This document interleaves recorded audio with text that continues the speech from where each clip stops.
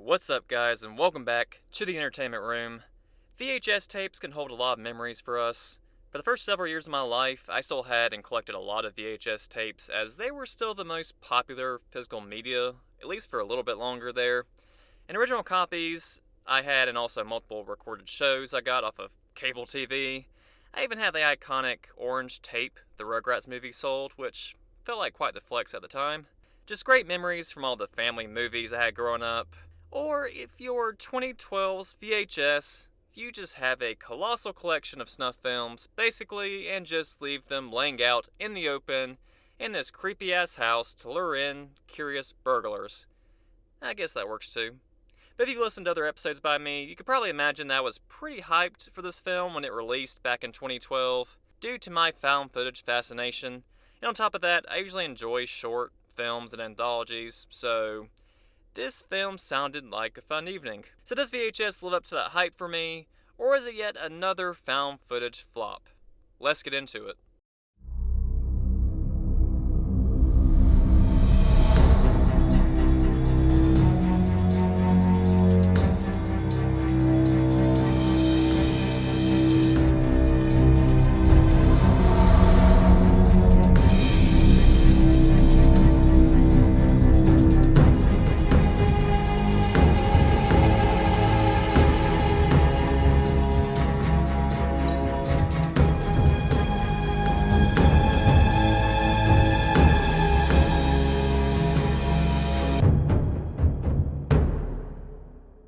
As usual, I will start by giving some general thoughts before going into spoilers. In the spoiler section, I will go into some details of my thoughts on each segment this film had, and I will even rank them at the end.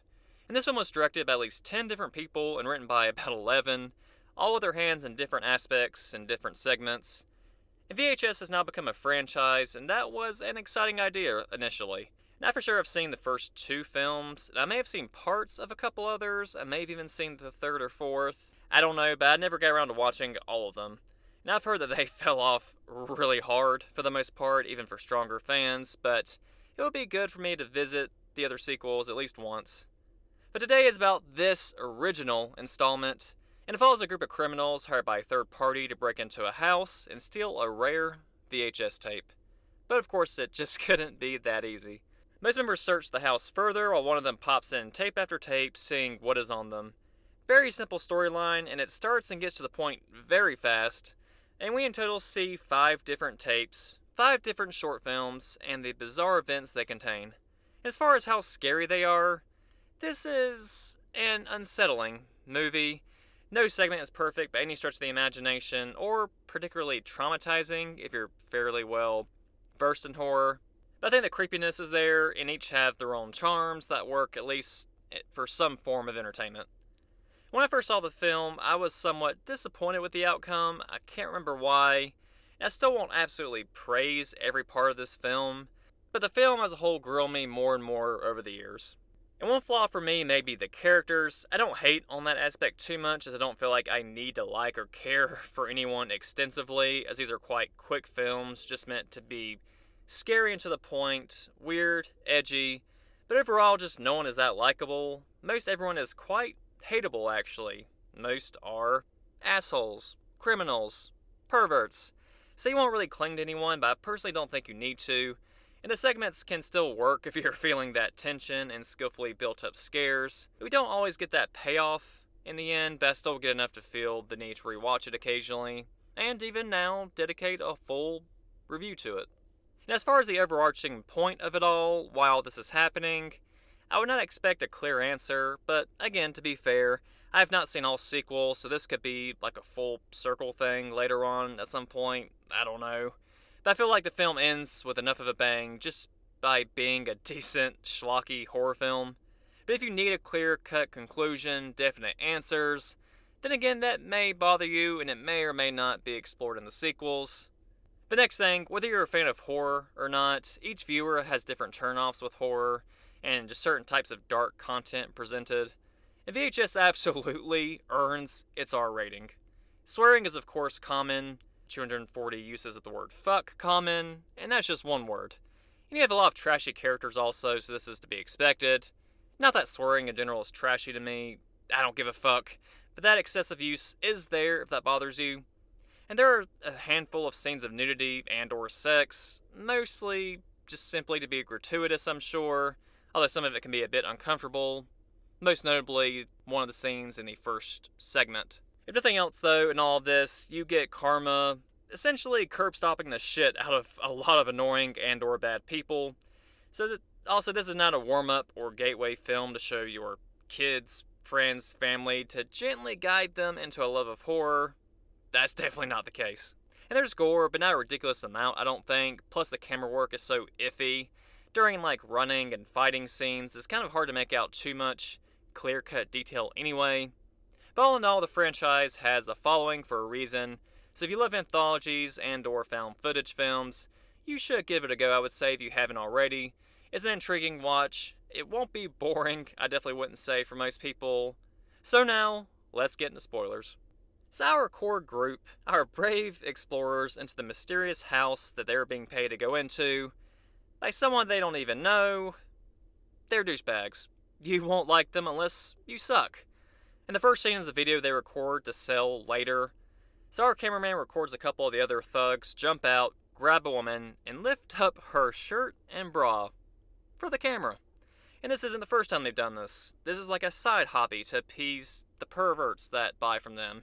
Why can't we just get a group of small-time burglars? I'll never know. Because we immediately get into the actual storyline with the house just after this scene, so I guess they just showed it for fun? I'm not sure. Interwoven with this opening scene is also a man and a woman stripping down to have sex, but she stops when she notices the guy's camera is on. And I don't think a conclusion ever came with this little blip, so there's like random bits of boldness to the start of this film. But this main story is called Tape 56, and it is directed by Adam Wingard, known for his work particularly in You're Next, The Guest, and Godzilla vs. Kong. Those examples took a quick nosedive, but those are some of his bigger films. I love the first two I just named, and also Simon Barrett was the writer for this segment. So we get the first segment called Amateur Night, directed by David Bruckner, who has worked on a few little horror films here and there that I enjoyed, such as The Night House, The Ritual, and Southbound. That last one also being another anthology horror film. Alongside him, this segment is Nicholas Tarkovsky, whose other work I'm not actually super familiar with, but anyway, we get a group of guys hitting the clubs up, drinking, on the prowl for some women. Desperate women, I would say. And just a little twist on the found footage aspect here is a character named Clint, who gets a pair of glasses with a hidden camera to record the evening. And I kind of really enjoyed this method, especially my first time watching it, because POV and body cam footage is incredibly appealing to me when it comes to horror. You also don't have to accept a character looking around a big-ass camera in unlikely situations. And they find a couple women, one of which is Lily, played by Hannah Fierman, who, to me, is the face of this first entire VHS entry. And her true face we see later is still haunting as shit to me, but we'll get there. And on top of that, this is the best performance in the film by far as I'm concerned. Just her dark eyes combined with this, like, hungry, blank stare plastered on her face, her awkward dialogue, and is also the one interesting part of the first half of this segment, because her infatuation being with the cameraman Clint, shit gets weird as they go back to the hotel they're staying in, and one of the friends named Shane is pretty forceful with his advances on the women, especially Lily, and also there's no way in hell that I would want to have a threesome with one of my friends, as Clint almost does. That was just a bizarre part of this segment. But it doesn't last long, and he doesn't actually do it. But things finally get good when Lily starts to reveal her true vampire, demonic-like form. The intensity is amped up very fast, and Clint is like in and out of the bathroom trying to decide how to handle the bloodshed that is being spilt in the room, and he narrowly escapes the room while his friends are getting the ride of their lives. And not the fun one. And Clint eats it, tumbling down some stairs, and I hope you like protruding wrist bones, because you definitely get that right in front of the lens. But probably the most haunting shot is him at the bottom of the stairs, sitting on the ground, in pain, and he looks up and sees Lily, who is now staring down at him from the top of the stairs, plus her terrifying descent down them. The makeup effects of her face with this split-looking nose is easily memorable, along with this failed attempt at reaching a possible helping hand outside, as he's apparently yanked high into the sky by Lily. And I think this creature is supposed to be an early form of Lilith, a demon in her winged humanoid state, so amateur night.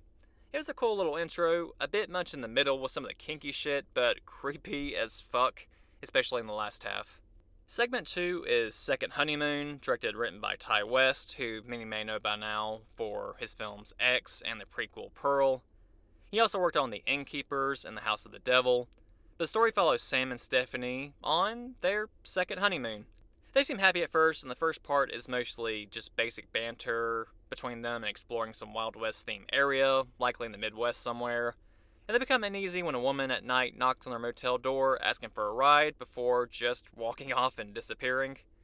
Kinda feels like a Stranger's ripoff tactic, but whatever. But the best aspects of this segment, which are clearly the selling point, are the two nighttime scenes with this masked person breaking into Sam and Stephanie's motel room and getting close and personal with both of them. The most iconic shot being a switchblade ejecting and then being rubbed down Samantha's leg.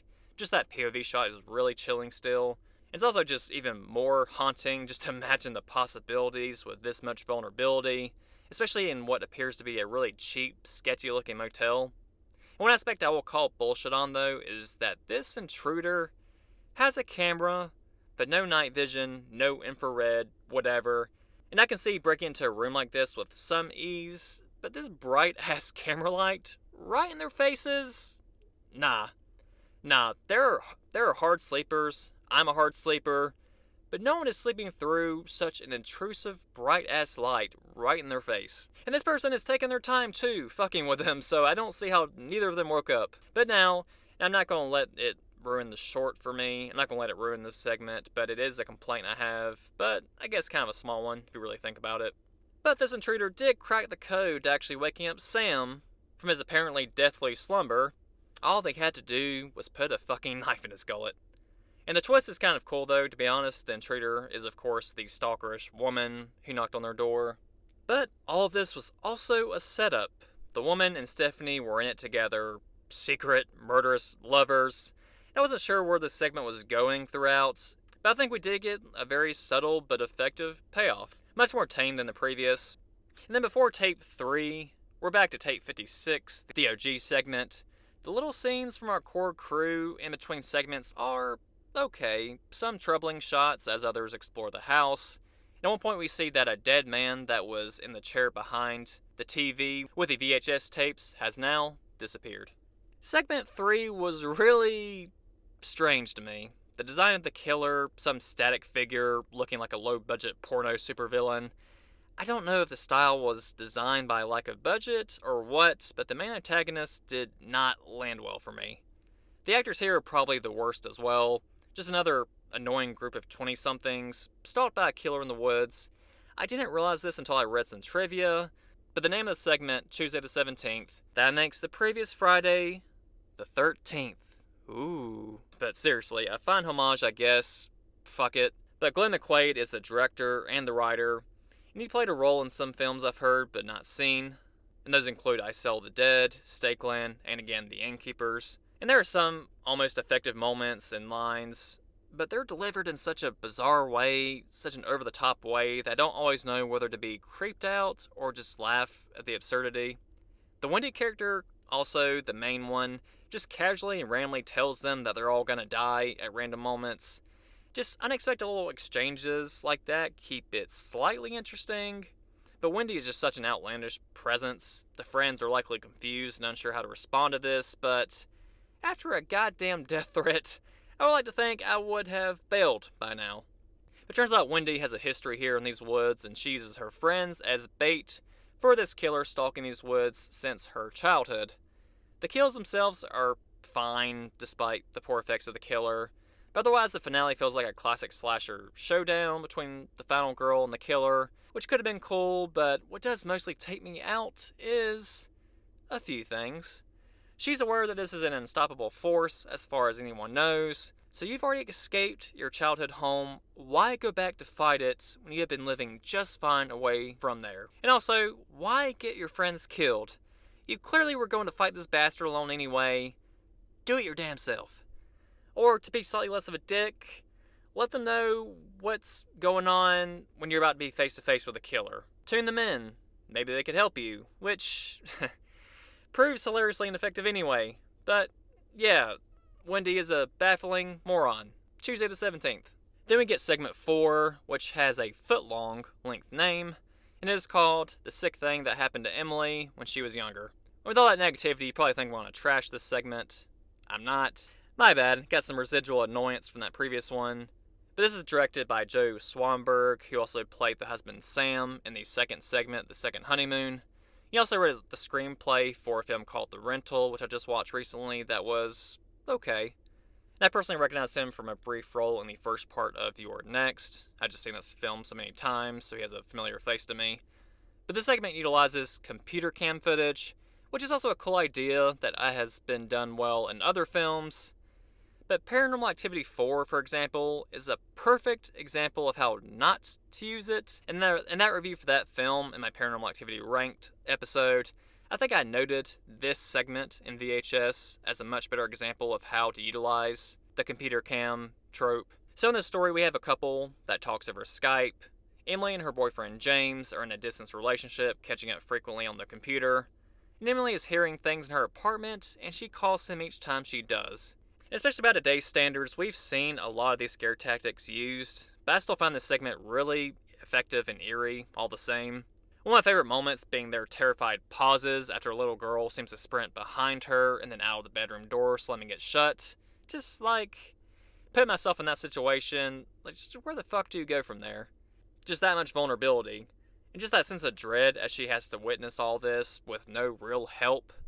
You do kind of have to once again cast aside logic, maybe a little bit, as the police would definitely have been called at some point, or maybe she would have moved. Base is true, you may be too embarrassed to report such a thing, because they likely won't believe you. Plus there is definitely something supernatural going on, therefore, nothing will probably appear once somebody else arrives. Emily also has to use a camera for light. One thing I will call out is I don't think I ever saw her try to turn on any lights in her apartment, which would have been a good idea. And I could be remembering that wrong. But finally she is attacked, but not before the popular scare tactic of repeatedly flashing a camera light as she tries to capture something on the camera. And then you get an okay jump scare as she is swarmed by these beings. And the twist was actually kind of decent, with James being in a secret compartment in her home, and he is working with these beings to extract something from her, like this fetus-like object. And apparently this isn't the first time he's had to do this for her. And what he is doing, or preventing, or fixing, we are never really told. And I do wish they had been a little less ambiguous with this segment in particular. But it was haunting hearing him casually say, "Oh, I've got to blacken her eye, got to break her arm." And then he proceeds to blame her fainting, as he calls it, as memory loss after a car accident. And she talks to him again and gets a fake mild schizophrenia diagnosis. And then James moves on to yet another woman. So overall, this was a fine short film, very disturbing, especially with the reveal at the end. I think I just wanted a little more from it, as I was really interested in the premise and the twist. But before the final tape, we get the end to our OG Tape 56 segment. Nothing super original, but fine for its purposes. The old man who was thought to be dead in the chair upstairs who disappeared is, of course, a part of some supernatural presence in this house. The guy reviewing the tapes finally notices that no commotion has been going on from his friends, and he goes to finally investigate himself. He finds his crew have all been decapitated and put in a pile, but before he can take it all in and process it, he runs into the old man, where it is implied that he meets his demise. Don't you just love a happy ending? So we get our fifth and final segment, 10/31/1998. The group Radio Silence is the directing and writing members here, and they include Matt Bettinelli-Olpin, Tyler Gillette, Justin Martinez, and Chad Villela. And they had this whole comedy, horror, sci-fi channel to begin with, and then they eventually got to where they got to make some films together and individually. And just to name a few, we once again have Southbound, and then also Ready or Not, and Scream 5 and 6. And they take on a pretty large finale, with a few friends visiting what is supposed to be a haunted house for Halloween night, but they show up to a seemingly normal house on the surface. It's not decorated for Halloween or anything, so they kind of laugh it off and embrace it by exploring it more.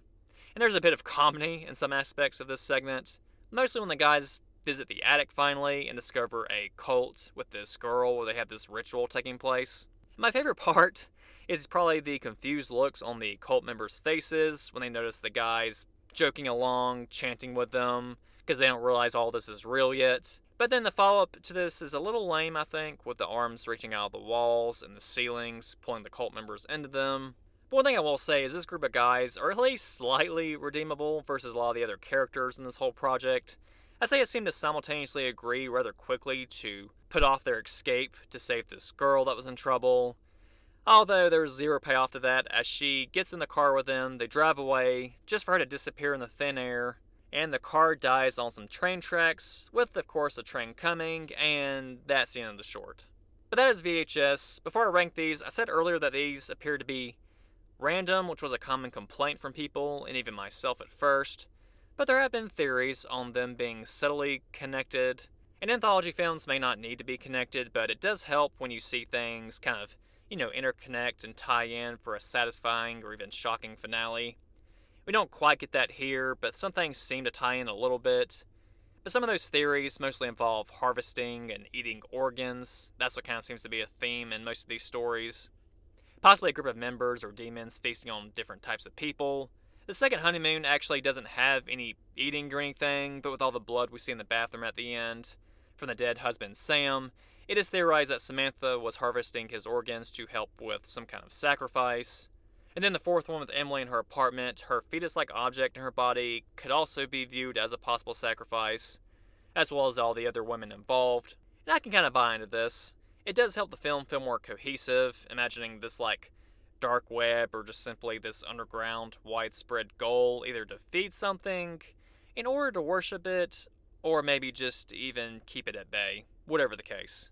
But either way, this is a fun found footage film, heavily flawed at times, but a lot of nice moments. Several scares do ride a very thin line between scary and unintentionally comedic, and that could just be the effects and a lot of the acting. So, on to my personal ranking, worst to best. I will count the Tape 56 part with our group discovering these tapes. I am going to count it. It has a couple nice moments, but mostly it's just there for kind of cheap filler and just easy transitions to the next storyline, so I'm going to put it in last. Tuesday the 17th, the Friday the 13th ripoff, is next because it is just all around bad, except for maybe a couple entertaining lines and gore effects. Then the last segment, 10/31/1998, will go next because it was ominous in places, but the scares weren't really there, and I feel they could have ended the film with something stronger. It was intense and a bit larger in terms of chaos and budget it seemed, but it just wasn't as interesting to me. The second honeymoon would be next, and it may be further down a lot of people's list due to its simplicity, but I still really like this one with the nighttime stalking and the twist in the end. Not as many memorable, big, large moments, but it leaves off with a much more chilling note to me, which may be due to the added bits of realism, like this could really happen, versus some of the other stories. Aside, of course, from not waking up with fluorescent camera bulbs right in her face, I actually really enjoyed that segment. The sick thing that happened to Emily when she was younger would be my second favorite. It's a bit dated now, like I said, with some of the tropes, but still holds this dread and tension with the unknown, plus the relentlessness of the entities at play, and we get a nice twist with the human involvement from James at the end. Now, I'm surprised I have the first segment, Amateur Night, at number 1, as I thought I would have it much lower, as I don't really care for the beginning, but with the creature and its makeup, the thrilling shots, the unpredictability, there was just this intensity to it that was unmatched compared to the rest. And once again, Hannah Fierman's performance was definitely top 3 in overall highlights for VHS 2012 as a whole. But despite its flaws and my personal complaints, the fact it may not hold up down the road, this is an iconic found footage horror film that was released at the perfect time for the subgenre's popularity. 2011 to 2012, I feel like those 2 years in particular were peak found footage time periods. So watch this film this fall, especially if you have not seen it before. My precautions were in the non-spoiler segment of this episode, so keep those in mind. But I'll give VHS a 6.7 out of 10. And also shout out to Brad Miska, who created the overall concept for this series. As far as writing, I'm unsure how involved he was with the general storyline and the different segments, But he did have a great baseline and got a lot of people to help him run with it. I also found it cool to learn that he was the co-founder and editor-in-chief of BloodyDisgusting.com, which I'm sure many of you horror fans may know pretty well as just a horror news website with articles about horror media, so good for him here. But I do want to review VHS 2 at some point, at least. I don't know if I'll review all of them, especially not anytime soon, but the second one is another one I enjoy, so I would like to review that one in the future. So let me know how you feel about that. Let me know how you feel about this review and about VHS 2012 in general. And just thanks so much for listening. Follow me on my social media and listen to me on Spotify or YouTube. And I'll see you next time on The Entertainment Room.